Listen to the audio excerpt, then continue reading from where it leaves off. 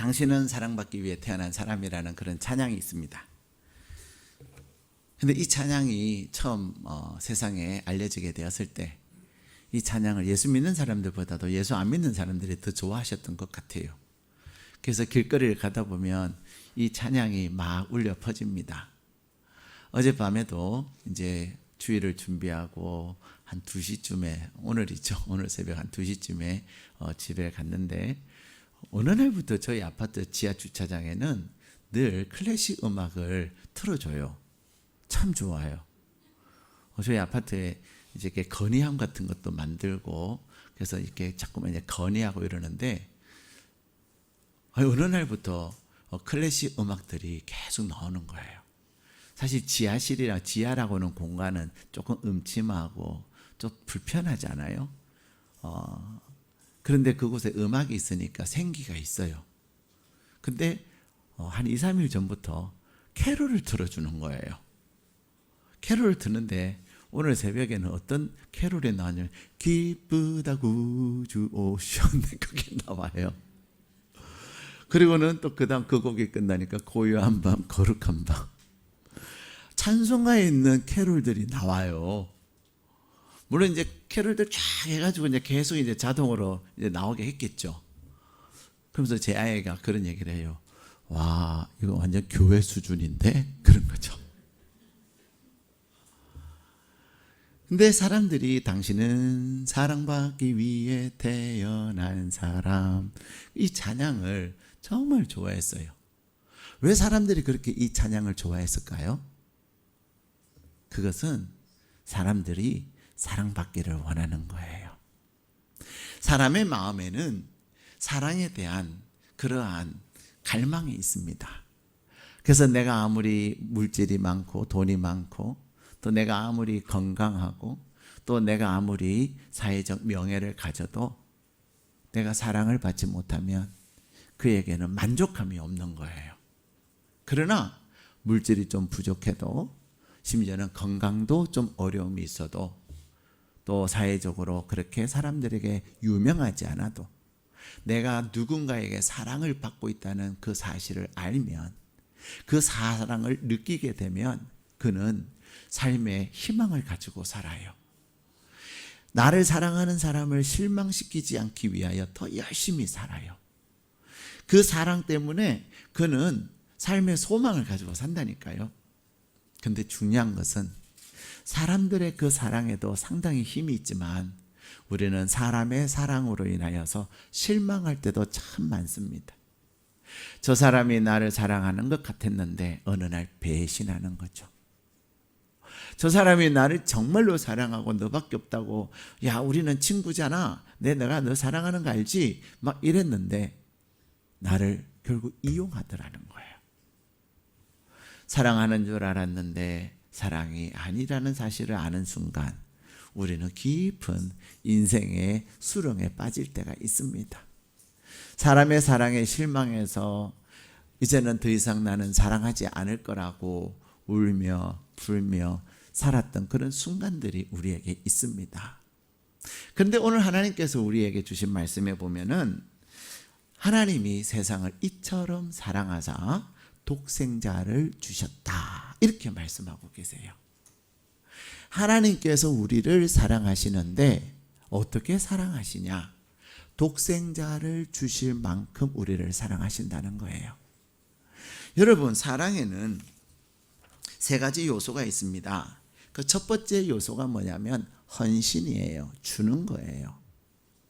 그래서 사랑은 주는 거예요. 근데 우리는 사랑한다고 하는데 그 안에는 뭐가 있어요? 받고자 하는 마음이 있는 거예요. 그래서 내가 사랑한다 막 이러면서 상대방이 나에게 만족감을 주지 못하고 또 나를 위해 주지 않으면 우리는 뭐라 그러죠? 사랑한다며. 사랑하면서 왜 안 해? 막 이렇게 요구하고 채워지지 않는 것에 대해서 불만을 토로할 때가 굉장히 많습니다. 근데 사랑은 뭐냐면요, 주는 거예요. 사랑은 받는 것 아닙니다. 받고자 하는 마음이 있다면 그것은 사랑이 아니라 욕구 충족이고 이기주의예요. 이기심이에요. 여러분 받을 때가 좋으세요? 줄 때가 좋으세요? 받을 때 좋죠. 근데 여러분 받을 때 좋아요. 누가 나 밥 사주면 기분 좋아요, 나빠요? 좋아요. 근데 한 번은 좋은데 두 번, 세 번 되면 좋아요, 부담돼요? 부담돼요. 네 번째 사주면 그때는 뭐를, 야 이제 제발 하지 마라 그래요. 하지 마라 그렇죠. 왜 그래요? 받는 것이 일시적으로는 좋은 것 같으나 받는 것은 기쁨이 아니고 받는 것은 사랑이 아니에요. 그리고 또 어떤 사람들은 이렇게 밥을 한 번 사주고 두 번 사주면 뭐 하죠? 너는 안 사? 이럴 때가 있어요. 사랑한다고 하는데 그 사랑에는 대가를 원할 때가 있다는 거죠. 상대방도 나에게 사랑해 주기를 원하는 마음이 우리에게는 있어요. 그것은 사랑이라고 말하지 않습니다. 근데 오늘 우리에게 주신 말씀에 보면 하나님은 우리를 사랑하시는데 어떻게 사랑하시냐면 하나님이 가장 소중하게 여기는 하나님 자신인 예수님을 저와 여러분을 위해서 주셨다는 겁니다. 우리 하나님의 여러분을 위한 사랑은 어떤 사랑이냐면 주는 사랑이에요. 근데 하나님이 우리에게 주시는 그 주심은 어떤 거냐면 가장 소중한 것을 주는 거예요. 우리는 누구에게 뭘 줄 때 여러분에게 가장 소중한 것을 줍니까? 그냥 여유가 있으니까 줍니까? 여유가 있으면서 줄 때가 많고요. 또 우리가 다른 사람들에게 주기는 주지만 나에게 쓸모없으니까 주는 경우도 많고요. 괜히 이건 나중에 있다가 내가 처치하기 어려우니까 줄 때가 많아요. 심지어는 그렇게 얘기하는 것도 들어요. 아유 너무 많아서 줘. 그냥 이거 놔두다 보면 그냥 상할까 봐 주는 거야. 아니 그런 얘기를 왜 한대요? 받는 사람 기분 나쁘게? 그렇지 않습니까? 근데 그렇게 말하면서 주더라니까요. 받으면 굉장히 거시기한 거죠. 근데 사람들은 그래요. 그러나 하나님은 우리에게 불필요하고 그냥 여유가 있어서 우리에게 뭔가를 주시는 것이 아니라 하나님의 가장 전부인 가장 사랑하는 예수님을 우리를 위해서 내어주셨다는 거예요. 근데 하나님께서 우리에게 그 예수님을 내어주시면서 우리에게 뭐라고 말씀하시냐면 우리를 사랑하시되 끝까지 사랑한다 라고 말씀하세요. 사람들의 사랑은 좀 일시적이에요? 영원해요? 일시적이에요. 그래서 우리는 사랑하며 살아야지 사랑을 받으려고 하면서 살면 반드시 실망합니다. 요한복음 13장에 보면 우리 예수님께서 끝까지 사랑하셨는데 끝까지 사랑하는 모습을 어떻게 보여주셨냐면 제자들의 발을 씻겨주셨어요. 여러분 발을 씻겨주는 것은 주인이 하인의 발을 씻겨줍니까? 하인이 주인의 발을 씻겨줍니까? 그렇죠. 하인이 이제 주인이 외출하고 들어오면 특히 이스라엘은 이제 요즘에야 비포장이 없지만은 옛날에는 다 비포장이고 특히 거기에는 먼지도 많이 날리고 그런 건조 지역이잖아요. 그러니까 나갔다 들어오면은 그냥 먼지가 수북하게 발에 쌓여 있는 거죠. 그리고 그분들의 신발은 어떤 신발이에요? 이렇게 다 덮여지는 신발이 아니라 마치 우리 슬리퍼 같은 그런 신발을 신어요. 그러니 발등이 얼마나 더럽겠습니까? 그럼 외출하고 들어오면 발을 씻어주는 거예요. 근데 이날은 예수님께서 제자들과 함께 식사를 하면서 제자들의 발을 씻겨주셨어요. 제자들의 발을 씻겨주는데 누가 있을까요? 거기에? 12명의 제자들 가운데 베드로가 있었습니다. 근데 베드로는 어떤 사람이에요? 곧 예수님을 배신할 사람이에요. 예수님이 나는 이제 고난을 당해야 한다. 나는 이제 고난을 당해야 되고 내가 죽게 될 것이다. 그렇게 말씀하셨을 때 베드로가 선생님 무슨 말씀입니까? 절대로 예수님을 죽일 수 없습니다. 내가 당신을 보호하겠습니다. 그렇게 큰 소리를 쳤던 제자예요. 그때 우리 예수님이 베드로에게 베드로야 너가 닭이 울기 전에 나를 3번 부인할 거다 말씀하셨어요. 아니, 무슨 말씀을 하세요? 내가 어떻게 배신을 합니까? 그랬던 호언장담했던 베드로였는데, 그 베드로가 예수님이 신문을 당하는 그 현장에 있으면서 정말로 3번을 부인합니다. 3번째는 예수님을 저주까지 하면서 부인을 합니다. 근데 그때 예수님과 베드로의 눈이 딱 마주쳐요. 예수님은 베드로가 예수님을 배신할 걸 알지만 그 제자의 발을 씻겨주셨어요. 여러분, 누군가가 이 사람 나한테 사기칠 사람이야 라는 것을 알고 있는 사람에게 여러분 밥 사줄 수 있어요? 같이 밥 먹을 수 있어요? 안 합니다. 그런데 이 배신보다도 더한 또 한 사람의 제자가 있었습니다. 그가 누굽니까? 우리가 잘 아는 가룟 유다라고 하는 사람이에요. 이 가룟 유다라고 하는 사람은 예수님을 팔아 넘깁니다. 배신의 수준이 아니라 예수님을 십자가에 죽도록 팔아요. 자기를 팔 사람의 발을 무엇을 하고 있습니까? 씻어주고 있다는 거예요. 사랑하는 여러분, 여러분은 어떻습니까? 여러분은 예수님이 여러분의 삶을 보실 때, 야, 참 내가 김 집사는 내가 사랑할 수밖에 없어. 자, 김 집사의 삶을 보면 너무 훌륭해. 여러분들이 지난 한 주간의 삶을 돌아보면서 난 정말 잘 살았어. 하나님, 나 칭찬할 만하죠? 그런 삶이었습니까? 그렇지 않으면, 야, 내가 좀 잘한 것도 있지만 잘못한 게 훨씬 많네. 나 같은 사람을 정말 예수님 사랑하실까? 좀 나 같은 사람을 위해서 예수님이 복을 주실까? 그런 것을 생각하면 우리는 하나님 앞에 정말 부끄럽지 않습니까? 우리에게는 장점도 있지만 단점도 정말로 많습니다. 우리는 말 한마디를 해도 좋은 말하기보다는 안 좋은 말, 남의 마음을 콕콕 찌르는 말을 할 때가 많이 있지 않았습니까? 그런데 오늘 그런 우리를 향하여서 하나님은 독생자를 주셨으니 말씀하고 있다는 거예요. 우리를 사랑하시되 끝까지 사랑하신다 말씀하고 있습니다. 그렇다면 왜 하나님은 우리를 사랑하실까요? 오늘 본문 말씀 우리 다시 한번 읽겠습니다. 시작.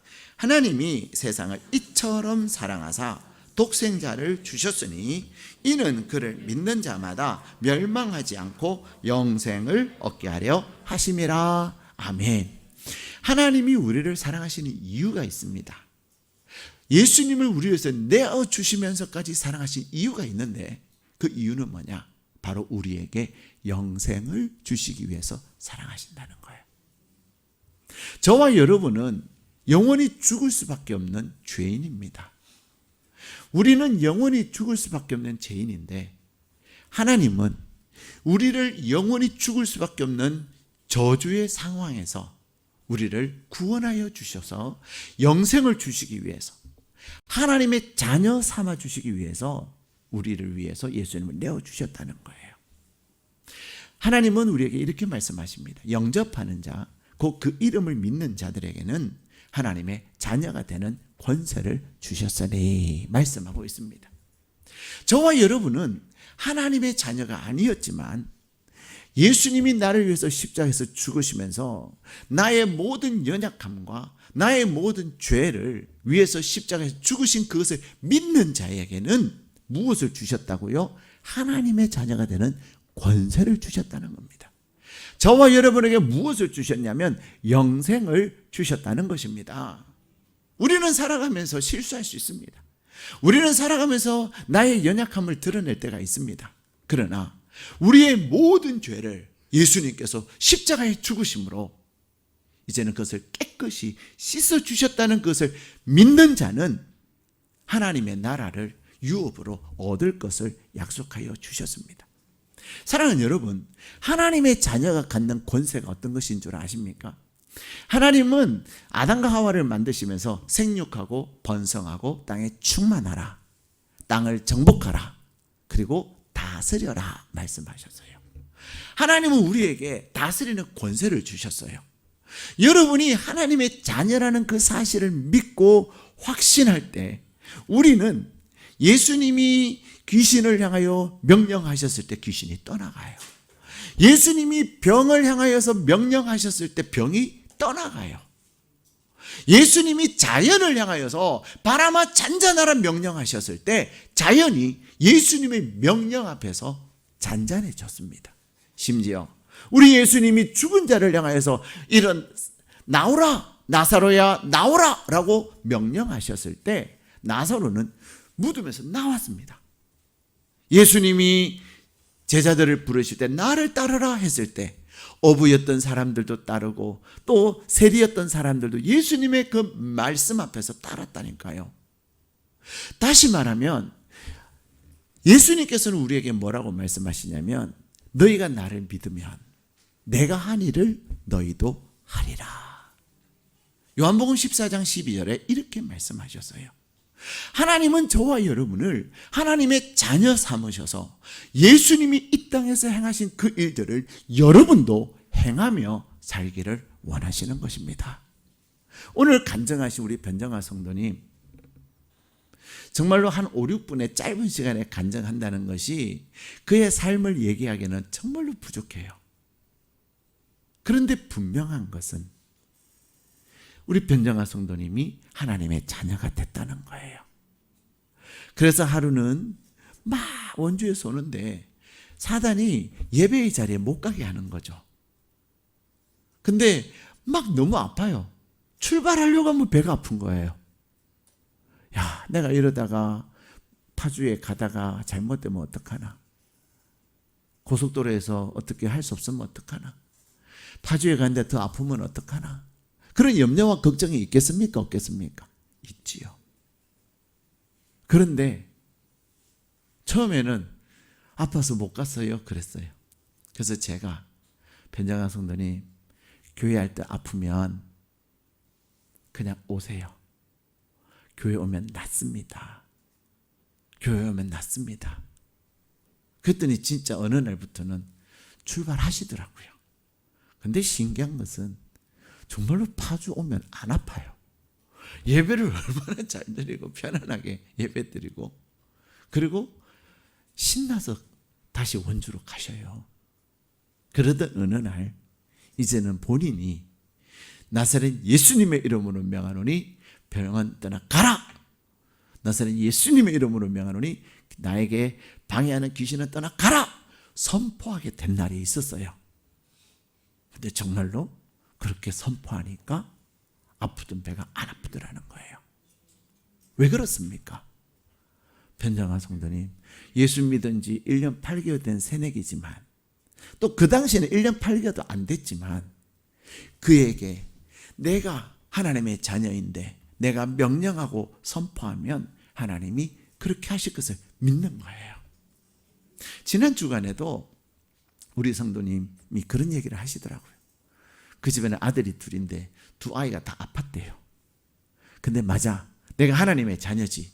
그런 그 말씀을 기억하면서 아이들에게 손을 얹고 기도를 하셨대요.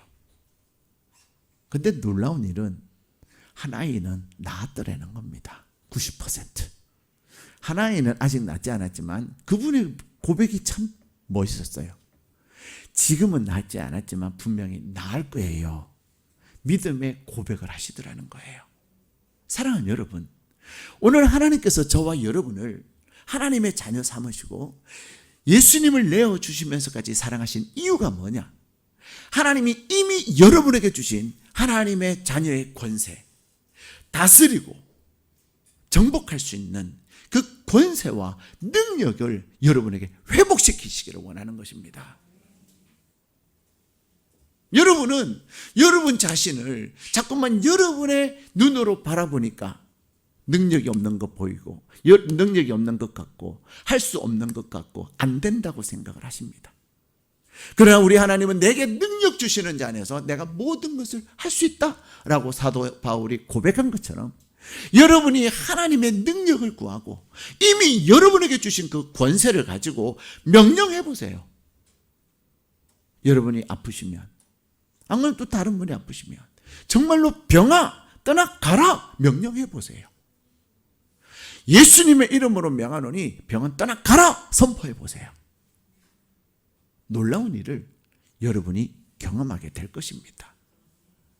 심지어는 요즘은 이제 사람들이 귀신 얘기는 잘 안 해요. 그냥 텔레비에서는 하고 애들이 밤에 놀 때나 귀신 얘기하지만 오늘날도 귀신들은 얼마나 많이 작용하는 줄 아세요? 아까 그 백정아 선생님도 말씀하셨지만 출발하려고 하면 막 아프게 합니다. 누가 그런 일을 하죠? 마귀가 하는 거예요.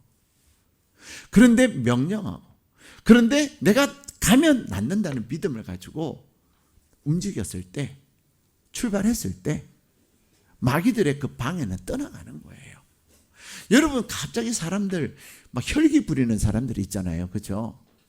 막 갑자기 멀쩡하다가 혈기 부리고 성질내고 막 자기 감정을 다스리지 못해서 막 주체 못하는 그런 사람들. 왜 그런 줄 아세요? 성질이 더러워서 그런 거 아니에요. 마귀가 역사해서 그런 거예요. 그런 사람들 여러분이 다스려집니까? 말리면 말릴수록 더 날뛰지 않아요?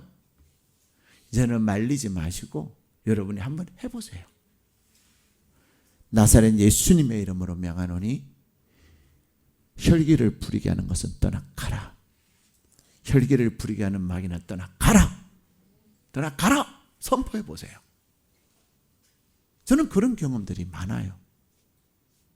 어떤 사람이요, 수석을 들고 자기 집에 모아놓은 수석을 들고 하루는 막 다급하게 전화가 왔어요. 목사님 큰일 났다고, 살인나게 생겼다고. 내외가 부부싸움을 한 거죠. 근데 그분이 이제 우리 교인 다른 사람에게 부인이 이제 전화를 한 거예요. 도와주세요. 그분이 저한테 전화를, 혼자 가기에는 너무 그러니까. 그래서 같이 갔죠. 제가 일산에 있을 때 이야기예요. 같이 정말로 갔는데 분위기가 살벌하죠. 남편은 막 너 오늘 죽었다고. 그래가지고 막 수석을 들고 집에 던지려고 하는 거예요. 그때 제가 나사렛 예수님의 이름으로 명하노니 혈기를 부리게 하는 더러운 것은 떠나가라. 마음으로 했어요. 마음으로. 큰 소리를 하면 되겠어요, 안 되겠어요? 그 수석이 아마 저한테 날아왔을 거예요. 마음으로 하나 영의 능력은, 하나님의 능력은 역사하는 거예요. 갑자기 수석을 던지려고 하는 사람이 푹 손을 내리면서 그냥 놓더라니까요. 그러면서 이제 제가 수습을 하고 내외가 편안해졌어요. 내외가 화해까지 했어요. 사랑하는 여러분, 이 세상은 보이는 세계가 있지만 보이지 않는 세계가 있습니다. 분명히 있습니다. 보이지 않는 세계가 있기 때문에 저는 목사가 됐습니다.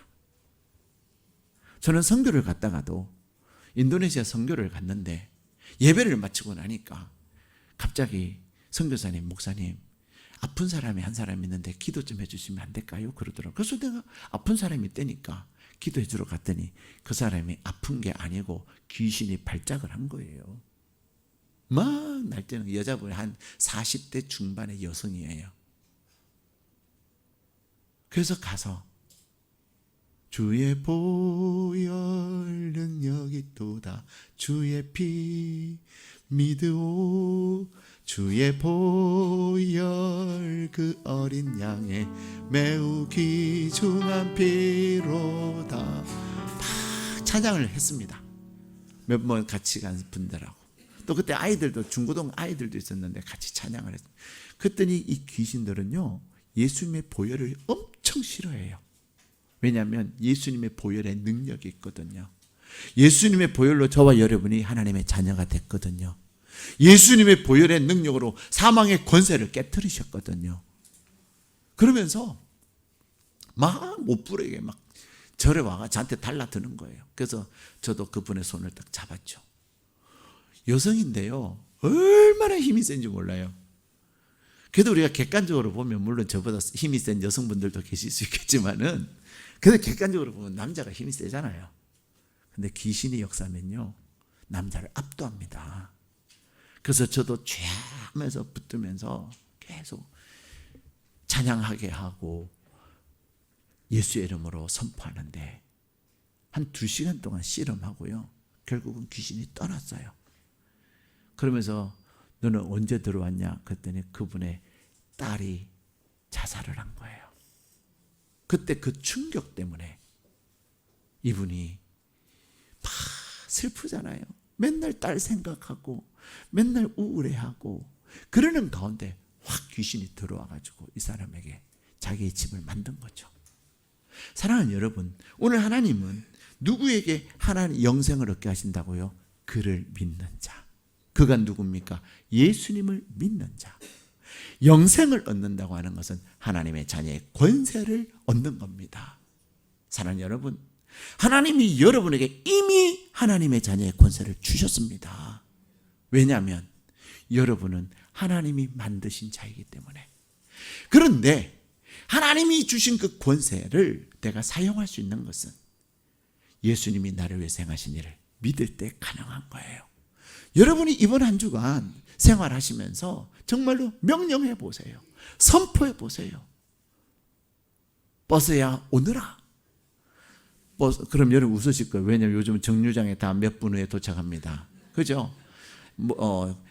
M버스 7111 몇 분 후에 도착. 근데 여러분 해보세요. 너무 다급해요. 장난으로는 하지 마시고. 내가 오늘 광화문까지 몇 시까지 가야 되는데 갑자기 버스가 딱 출발해버려서 도착했더니 가버렸어. 다음 버스 20분 후에요. 20분 후에 가면 이미 늦어요. 약속이 깨져요. 여러분이 하나님, 나 꼭 약속 시간에 가야 돼요. 여러분이 간절히 기도하면서 M버스는 올지어다 선포해 보세요.